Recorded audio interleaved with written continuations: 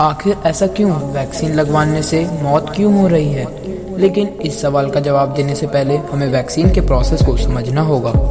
Vaccine में heat killed virus यानी मरा हुआ वायरस डाला हुआ होता है। इसके बाद जब ये वैक्सीन हमारे अंदर इंजेक्ट करी जाती है तो हमारी बॉडी वायरस के अगेंस्ट लड़ने के लिए एंटीबॉडी बनाना शुरू कर देती है। लेकिन इस प्रोसेस में 72 घंटे का समय लग जाता है और हमारा माइंड हमें यह बताने के लिए कि हमारे शरीर में कोई पैरासाइट आ चुका है तो वह सिग्नल इनिशिएट करता है और वो हमारे शरीर को गर्म कर देता है, जिससे हमें बुखार का एहसास होने लगता है।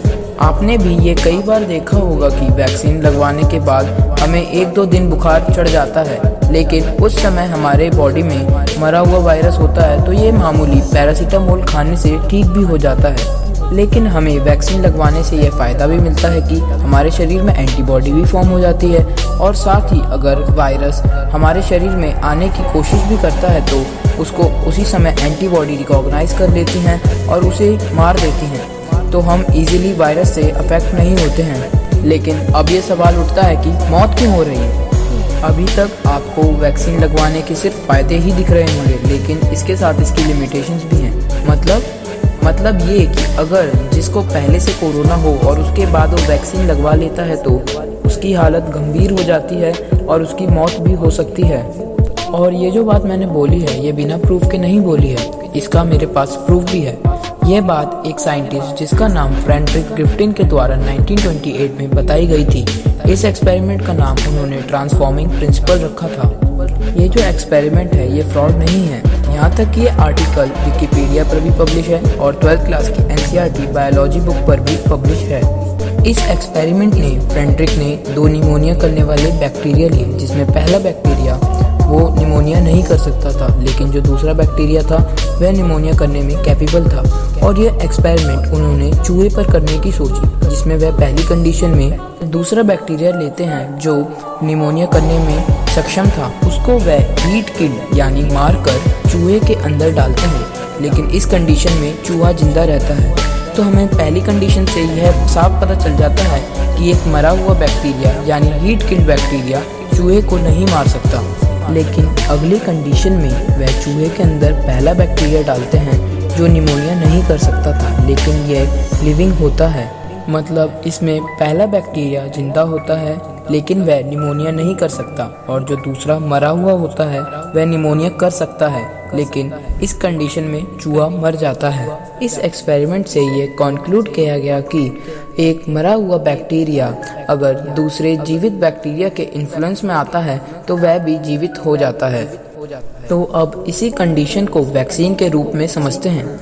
अगर जिसको पहले से कोरोना होगा तो उसके अंदर एक लिविंग वायरस मतलब जीवित वायरस पहले से ही होगा, और वह अगर उसी समय के दौरान वैक्सीन लगवा लेगा तो वैक्सीन के अंदर भी मरा हुआ वायरस पहले से होता है, वह उस मरे हुए वायरस को भी जिंदा कर देगा। तो इससे शरीर में दुगनी तेजी से कोरोना फैलेगा और उसकी हालत गंभीर हो सकती है। अगर उसका इम्यून सिस्टम कमज़ोर हुआ तो उसकी मौत भी हो सकती है।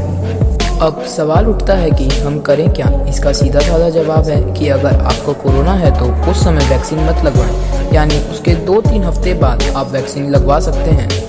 ये बात वैसे आपने भी ऑब्जर्व करी होगी कि वैक्सीन से अगर कोरोना ठीक होता तो हर कोई डॉक्टर कोरोना वायरस होते ही वैक्सीन लगवा देने की कह देता, लेकिन ऐसा वह नहीं करते हैं क्योंकि उनको पता है कि वैक्सीन से सिर्फ एंटीबॉडीज ही फॉर्म होती हैं, और अगर आपको कोरोना है तो आपके शरीर में उससे लड़ने के लिए पहले से ही एंटीबॉडीज फॉर्म कर रहा है, तो उस समय वैक्सीन लगवाने की कोई ज़रूरत नहीं है। अगला सवाल यह उठता है कि हम वैक्सीन ना लगवाएं। नहीं, आपको वैक्सीन लगवानी चाहिए क्योंकि इसमें आपका ही फ़ायदा है, लेकिन किस समय लगवानी चाहिए ये आपको जानना ज़रूरी है। अगर आप नॉर्मल हैं तो आपको वैक्सीन लगवाएं, और अगर आपको कोरोना के लक्षण दिख रहे हैं तो एक बार टेस्ट करवाएं फिर वैक्सीन लगवाएं। अब आपने भी आसपास ये देखा होगा कि अगर लोगों को कोरोना होता है तो वह बताते नहीं हैं, उन्हें शर्म आती है और खुद ही डॉक्टर बनकर इलाज करने लगते हैं, और अगर वे वैक्सीन के कैपेबल हों तो जाकर वे वैक्सीन भी लगवा लेते हैं और डॉक्टर को भी नहीं बताते कि उन्हें कोरोना के लक्षण दिख रहे हैं, और कुछ दिन बाद उनकी हालत गंभीर होने लगती है और यह बात फैल जाती है कि वैक्सीन लगवाने की वजह से तबीयत बिगड़ गई। तो मैं उम्मीद करता हूँ कि आपको आपके सारे सवालों के जवाब मिल चुके होंगे और आपकी नॉलेज वैक्सीन के रिगार्डिंग अपडेट भी हो चुकी होगी। अगर आपको हमारी वीडियो पसंद आए तो इसको आगे भी शेयर करें, जिससे 1 मई तक लोगों को वैक्सीन के बारे में सारी अहम जानकारी मिल जाए, और हमारे चैनल को भी सब्सक्राइब करें। Thank you.